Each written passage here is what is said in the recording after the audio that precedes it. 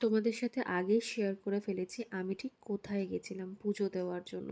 হ্যাঁ, আমি গেছিলাম নৈহাটির বড় মার কাছে একটু পুজো দিতে, মায়ের দর্শন পেতে। দেখো, মায়ের ইচ্ছা না হলে তো মায়ের দর্শন সত্যিই পাওয়া যায় না। তবে মা প্রত্যেকের মনস্কামনা পূরণ করে বলেই, তাই জন্যই হয়তো এত মানুষ এত দূর থেকে আসে মায়ের দর্শন পেতে, মাকে একটু পুজো দিতে। তো সেই দর্শন বা পুজো দেওয়ার লাইনটা তোমরা শুধু একটুখানি দেখো।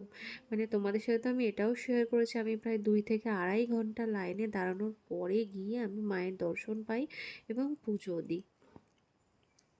তো তোমরা একটু লাইনটা দেখো। তোমরা হয়তো বিশ্বাস করবে না, বা যারা গেছো তারা হয়তো বিশ্বাস করতে পারো বা জানো যে আমরা প্রায় 2খানা বোধহয় পাড়া পার হয়ে গেছি, দুটো বড় বড় গঙ্গার ঘাট পার হয়ে গেছি, কিন্তু তাও আমি কোনো মতে লাইনের মাথা, অর্থাৎ লাইনের যে শেষটা, সেটা খুঁজে পাচ্ছিলাম না যে লাইনটা দেবো কোথায়। তো অনেকক্ষণ খোঁজাখুঁজি করার পরে প্রায় ঘন্টাখানেক হবে, আধা ঘন্টার বেশি লাইন থেকে খুঁজে আলটিমেটলি যাই এবং তারপরে অনেকক্ষণ লাইনে দাঁড়ানোর পরে মায়ের দর্শন পাই, মায়ের একটু পুজো দিতে পারি।